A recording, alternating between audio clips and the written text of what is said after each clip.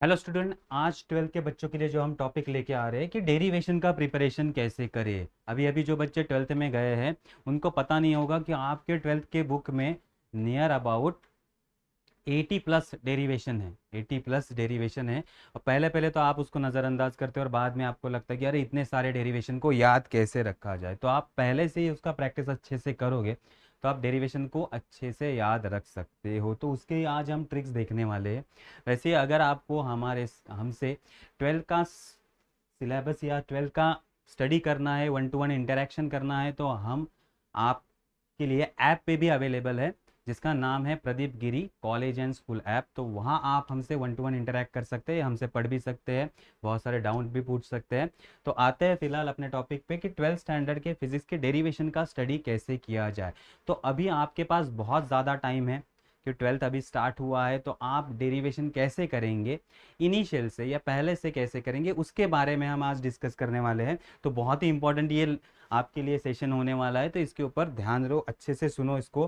तो देखो, पहले जैसे आपके चैप्टर कंप्लीट हो जाएंगे, मीन सपोज एक चैप्टर आपका कंप्लीट हो गया, पहले रोटेशनल डायनामिक्स कंप्लीट हो गया, बहुत सारे डेरिवेशन है उसमें। तो अब करें क्या, उसमें से कौन से डेरिवेशन करें। तो पहला तो जब आप कंप्लीट कर लेंगे तो प्रीवियस ईयर क्वेश्चन रेफर करो कि उस चैप्टर में से प्रीवियस ईयर में कौन से डेरिवेशन आए हैं। तो आप क्या यूज करोगे, प्रीवियस ईयर क्वेश्चन। तो उस क्वेश्चन से आपको पता चल जाएगा कि इस चैप्टर में कौन से डेरिवेशन हर बार पूछे गए हैं। तो आपको एक आइडिया आ जाएगा, तो सारे डेरिवेशन करने के बजाय आप उस पर फोकस कर सकते हो। ये तो हो गया, मीन्स आप मिनिमम स्टडी कर सकते हो। सेकेंड, जो भी आपको डेरिवेशन पता चले उनको थरोली स्टडी करो, उसको मगअप मत करो। मीन्स पहले समझ लो उसमें क्या क्या किया गया है। उसमें पाइथागोरस यूज़ किया है, उसमें बाइनोमियल थ्योरम यूज़ किया है, उसमें इंटीग्रेशन किया गया है, डेरिवेटिव किया गया है, कौन से फॉर्मूला। मीन्स बुक में आपको डिटेल में सॉल्यूशन नहीं दिया जाता, याद रखो। डायरेक्टली स्टेप्स दिए जाते, तो वो डायरेक्ट स्टेप्स कहाँ से आए, कैसे आए, उसका थोरोली आप स्टडी करो। पहले तो उसको समझ लो कैसे आए हैं। तो आप वो पहले तो अंडरस्टैंडिंग होना चाहिए आपको। तो जो भी आपने डेरिवेशन को चूज किया उसका अंडरस्टैंडिंग कर लो कि कैसे ये स्टेप्स आ रहे हैं सारे। ठीक है। देन हर एक डेरिवेशन में आपको लगता है बड़ा, लेकिन छोटे स्टेप्स होते हैं बीच में। क्या होते हैं, की स्टेप्स होते हैं। तो उस स्टेप्स को आप पहचानो। थर्ड, की स्टेप्स। और की स्टेप जैसे ही पता चल गए तो उस डेरिवेशन के यहाँ शॉर्ट नोट्स निकाल लो, उसके शॉर्ट नोट्स। तो आपका डेरिवेशन कंप्लीट हो जाएगा, आपका डेरिवेशन कंप्लीट हो जाएगा।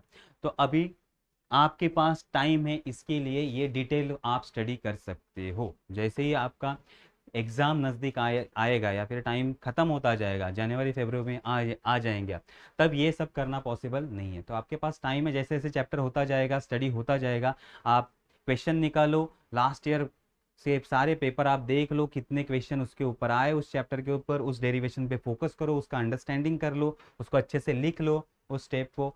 देन उसके की स्टेप्स निकालो एंड देन उस शॉर्ट नोट्स पे आप फोकस कर सकते हो या रिवाइज कर सकते हो। एग्जाम्पल अगर देना है तो रोटेशनल डायनामिक्स में पहला ही आपका डेरिवेशन है kinetic energy in terms of movement of inertia.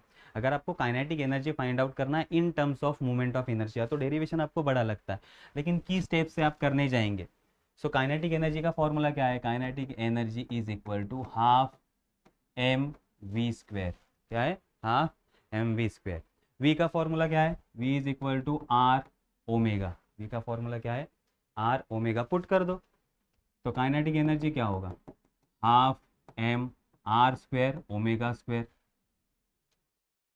M r square moment of inertia होता है, तो काइनेटिक एनर्जी रोटेशनल में क्या होगा, हाफ आई ओमेगा स्क्वेयर। ये हो गया की स्टेप्स। लेकिन जब आप करने जाओगे तो ये बहुत बड़ा डेरिवेशन लगेगा, क्योंकि पार्टिकल 1, पार्टिकल 2, पार्टिकल 3, पार्टिकल 4 सबके लिए आपको करना होगा। ये हो गए की स्टेप्स। तो आपने इसका शॉर्ट नोट बना के रख दिया तो आपको पता चल गया कि पहला स्टेप में ये करना है, दूसरा में ये पुट कर देना है, आ गया। तो सारे डेरिवेशन, बहुत सारे ऐसे डेरिवेशन है। अगर आप जाओगे कि थर्ड आपके वो नेक्स्ट चैप्टर में, गैसेस वाले, उसमें आपको प्रेशर फाइंड आउट करना, वो तो सबसे बड़ा डेरिवेशन है, प्रेशर फाइंड आउट करने वाला काइनेटिक थ्योरी ऑफ गैसेस में।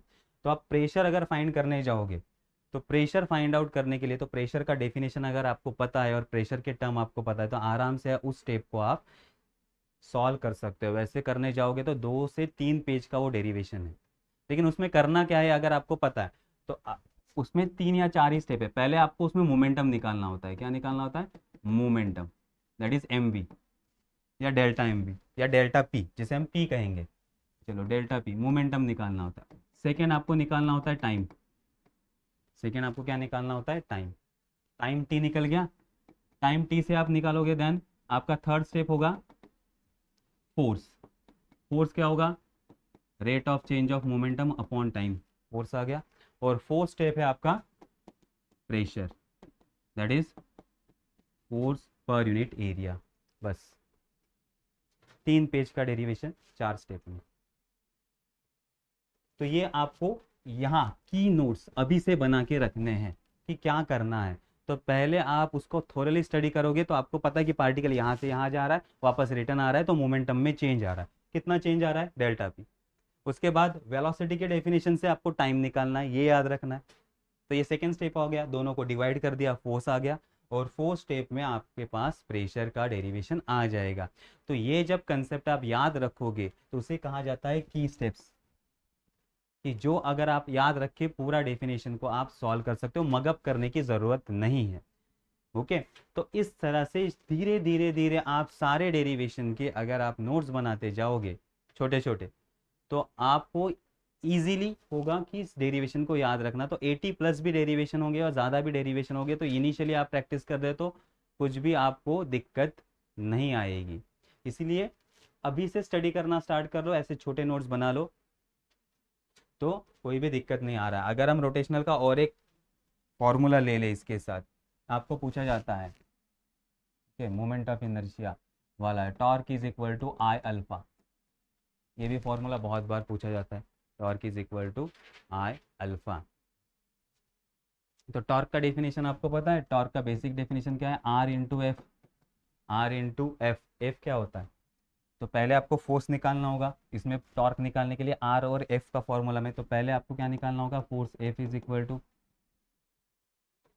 M a. क्या होता है? Force is equal to mass into acceleration. Then second step में क्या है? एक्सेलरेशन क्या होता है? R alpha. एक्सेलरेशन क्या होता है? R alpha. तो थर्ड आपका स्टेप हो गया f is equal to r या फिर एम आर अल्फा, पुट कर दिया इसमें। और अब ये टॉर्क में पुट करो फोर्थ स्टेप में, टॉर्क क्या हो जाएगा? Torque is equal to m r square. देखो r into r, r square into alpha. तो r m into r square क्या होता है? आई। आई अल्फा आ गया 4 स्टेप में। तो हर एक के ये की स्टेप्स होते हैं। डेरिवेशन भले आपको बड़ा दिखता हो, लेकिन ये की स्टेप्स होते हैं जो आप याद रख के आराम से डेरिवेशन कर सकते हो। और अभी आपके पास टाइम है तो इससे की स्टेप निकालना स्टार्ट कर दो, तो इजीली आपके सारे डेरिवेशन कवर हो जाएंगे। एक एक चैप्टर जैसे जैसे आपका पढ़ना होता जाएगा या फिर पढ़ाया जाएगा, वैसे वैसे आप उस डेरिवेशन का अच्छे से स्टडी कर सकते हो, उसके शॉर्ट नोट्स निकाल के रख सकते हो। तो लास्ट में जब आप रिवाइज करोगे, हाँ चलो ये स्टेप्स ये स्टेप्स ये स्टेप्स, तो पूरा आपका फिजिक्स 2 या 3 घंटे में कवर हो जाएगा, सारे डेरिवेशन आपके कवर हो जाएंगे। तो आप न्यूमेरिकल पे फोकस कर सकते हो। देन न्यूमेरिकल कैसे करना है उसके भी वीडियो हमने बना के रखे, वो भी आप देख सकते हो। ठीक है। तो पहले डेरिवेशन का स्टडी करो, डेरिवेशन से आपको फॉर्मूले मिलेंगे, अगर आपको फॉर्मूले याद है तो आप न्यूमेरिकल्स कर सकते हो। तो डेरिवेशन इतना इंपॉर्टेंट है, अगर आपको डेरिवेशन अच्छे से आते हो और शॉर्ट इस तरह से आते हैं तो आप इजीली फार्मूला निकाल सकते हो, और उस फार्मूला से देन आप न्यूमेरिकल का स्टडी कर सकते हो। तो ये हो गया आज के लिए डेरिवेशन का स्टडी कैसे करना है, डेरिवेशन के नोट्स कैसे बनाने हैं। तो ये इंपॉर्टेंट टॉपिक आप याद रखो। मिलते हैं नेक्स्ट लेक्चर में नेक्स्ट ट्रिक के साथ, तब तक के लिए बाय बाय।